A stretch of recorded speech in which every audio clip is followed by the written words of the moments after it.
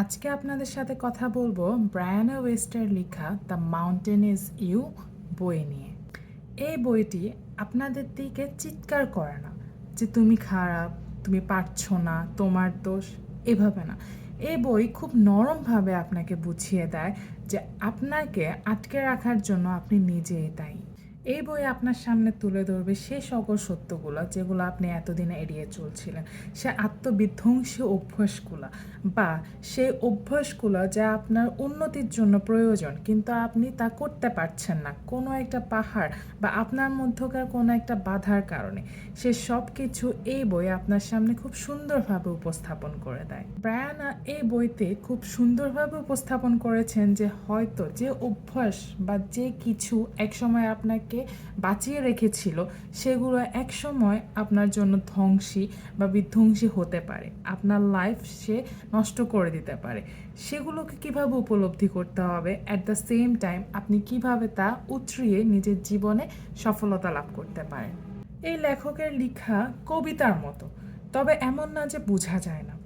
এই লেখাগুলা আপনাকে খুব শান্তভাবে বুঝিয়ে দিবে যে আপনার ভেতরের অবহেলিত অংশগুলো কি কি। এমনকি এর প্রতিটা অধ্যায় আপনার ভেতরের যে ভাবনার দরজা আছে তাকে বের করে আনবে। এমনকি এর লাইনগুলা আপনার পড়ে মনে হবে যে হয়তো তা আপনার জন্যই লেখা। এটি একটি গল্পভিত্তিক বই না, বরং একটি গভীর উপলব্ধি। আপনি যদি মনস্তাত্ত্বিক ব্যাখ্যা চান তাও আপনি এই বইয়ে পেয়ে যাবেন, এবং যদি আপনি আবেগিক সংযোগও চান তবেও আপনি সেটি এই বইয়ে পেয়ে যাবেন।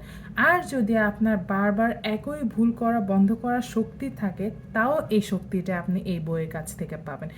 শেষে বলতে পারি যে আপনার মধ্যে যে পাহাড় আছে যেটা আপনি হয়তো উতরাতে পারছেন না, এই বই পড়ার পরে আপনার হয়তো মনে হতে পারে যে আপনি নিজেই সে পাহাড়ে পরিণত হয়েছেন, যাকে ভাঙা এখন খুবই কঠিন, যার জন্য কোনো কিছু করা বা কোনো কিছু শুরু করা এখন খুবই সহজ।